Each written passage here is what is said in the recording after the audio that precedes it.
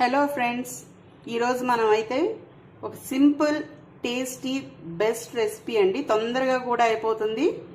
ఆ రెసిపీ ఏంటో కాదండి, గుత్తి వంకాయ ఎర్రకారం.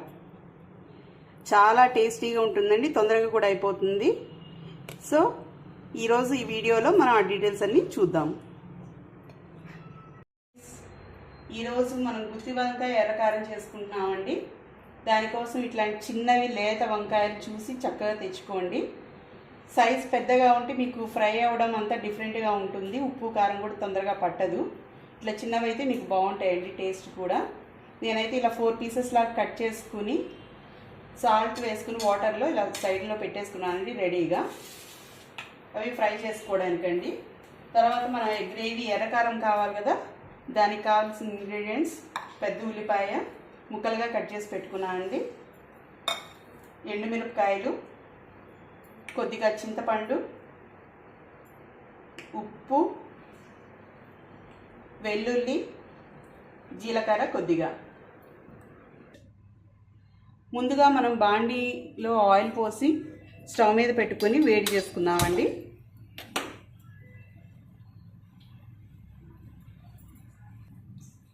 ఇప్పుడైతే ఆయిల్ వేడైపోయిందండి. మనం కొద్దిగా వంకాయలు ఇలా వేసేసుకుని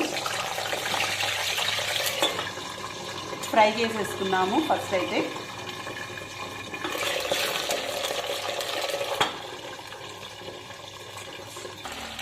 ఇదిగోండి, ఇలా వంకాయలన్నీ వేసుకుని ఫ్రై చేస్తున్నానండి.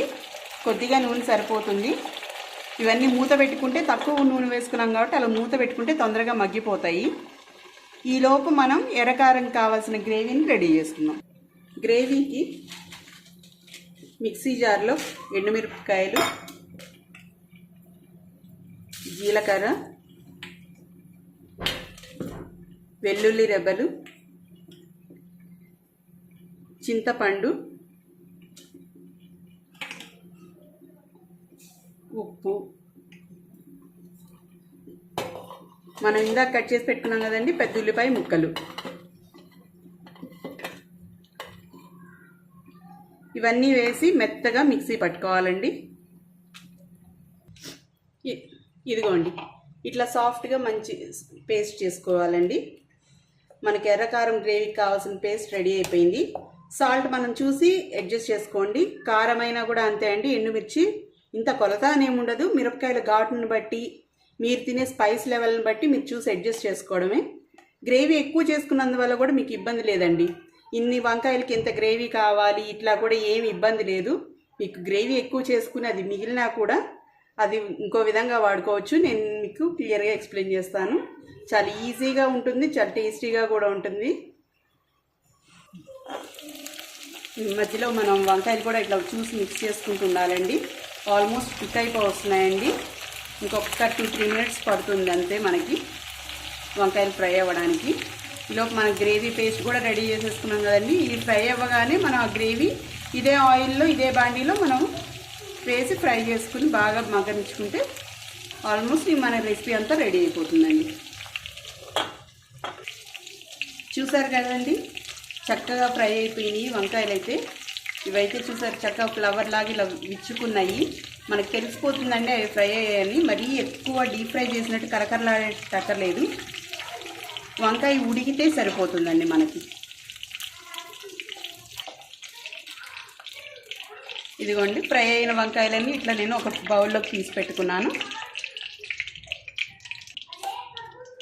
ఇదే ఆయిల్లో ఈ గ్రేవీ మొత్తం వేసి మనం ఫ్రై చేసుకున్నామండి. ఇదిగోండి, గ్రేవీ మొత్తం వేసుకుని అవసరమైతే కొంచెం మరీ చిక్కగా ఉందనిపిస్తే కాస్త వాటర్ ఎక్కువ వేసుకోవద్దండి. వేగాలి కదా, వాటర్ ఎక్కువ వేస్తే మీకు వేగడానికి టైం పడుతుంది. ఇట్లా మూత పెట్టేసుకుని బాగా మగ్గనిచ్చి ఫ్రై చేసుకోవాలండి. ఇదిగోండి, ఒక 10-15 మినిట్స్ మధ్యలో పట్టిందండి. మీడియంలో పెట్టుకుని ఇట్లా ఫ్రై చేసుకోవడానికి. నాకు చూసారా, ఇందాక చాలా వాటరీగా లూజ్గా అనిపించింది, ఎంత బాగా దగ్గర పడిపోయింది. ఇలా బాడీ నుంచి కూడా ఇట్లా తీస్తే లేస్ వచ్చేస్తుంది చూసారండి. మన హల్వా లాగా అంత బాగా దగ్గర పడిపోయేలాగా ఫ్రై చేసుకోవాలండి. ఇప్పుడైతే మనకి చక్కగా మగ్గిపోయింది.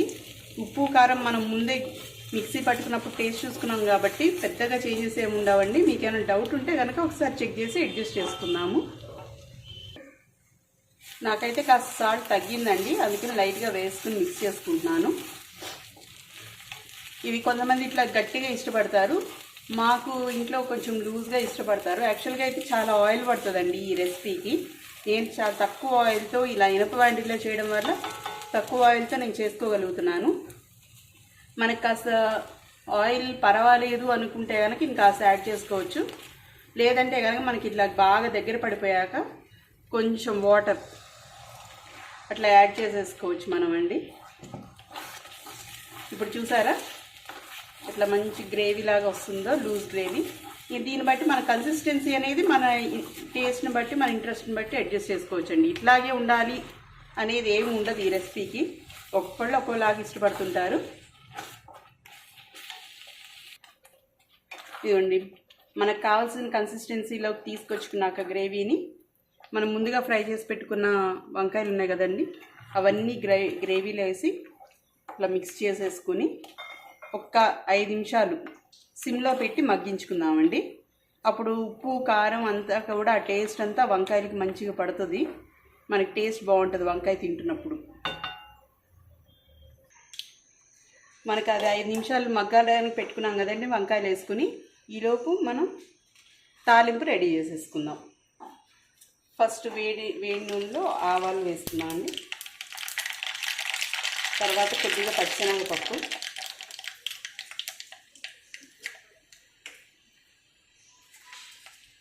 మినపప్పు కొద్దిగా,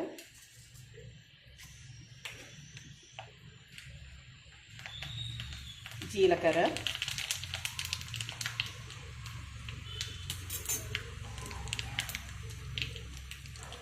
ఎండుమిర్చి,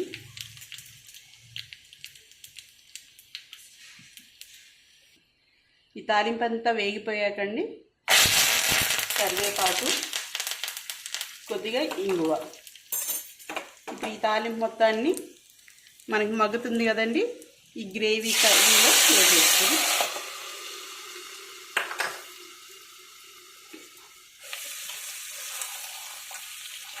చూసారు కదండి, మనకి రెసిపీ రెడీ అయిపోయినట్టే అండి. సింపుల్గా తొందరగా టేస్టీగా చేసుకోవచ్చండి ఈ రెసిపీ అయితే. మనం తప్పకుండా ట్రై చేయండి, చాలా బాగుంటుంది. ఇది గ్రేవీ ఎక్కువైంది మిగిలిపోయిందని మీకు ఏమి ఇబ్బంది లేదండి. చక్కగా తీసి ఫ్రిడ్జ్లో పెట్టుకోండి. నెక్స్ట్ రోజు పొద్దున్నే దోశల్లోకి నంచుకుని తింటే మాత్రం చాలా బాగుంటుందండి ఈ ఎర్రకారం. మీకు వేస్ట్ అనేది లేదు. ఇది ఓన్లీ వంకాయలు ఒకటే కాదండి, ఇదే గ్రేవీకి మీరు బాయిల్డ్ ఎగ్స్ కొంచెం ఫ్రై చేసి వేసుకున్నా చాలా బాగుంటుంది. దాంతో కూడా టేస్ట్ బాగా వస్తుందండి, అది కూడా ట్రై చేయొచ్చు మీరు. ఇదిగోండి మన ఎర్రకారం అయితే రెడీ అయిపోయింది. వంకాయ ఎర్రకారం చాలా బ్యూటిఫుల్గా వచ్చిందండి. కర్రీ కూడా లుక్, కలర్ కూడా చాలా బాగుంది. టేస్ట్ అయితే అదిరిపోతుందండి. గ్యారంటీగా ట్రై చేయాల్సిన రెసిపీ. అందరూ ట్రై చేసి టేస్ట్ మీకు ఎలా కుదిరిందో కామెంట్స్ రూపంలో నాకు తెలియజేయండి. నెక్స్ట్ వీడియోలో ఇంకో కొత్త రెసిపీతో మళ్ళీ కలుసుకుందాం. Until then, bye.